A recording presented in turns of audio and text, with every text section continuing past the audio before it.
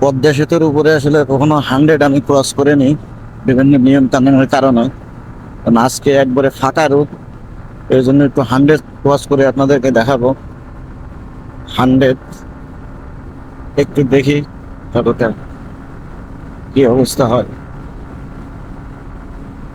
আবহাওয়াটা বেশ চমৎকার আছে, তো যার কারণে আসলে কিন্তু এটা 107, 8, 9, 10, 12, 11, 12 আরো উঠবে, 13 দারুণ পাচ্ছে না।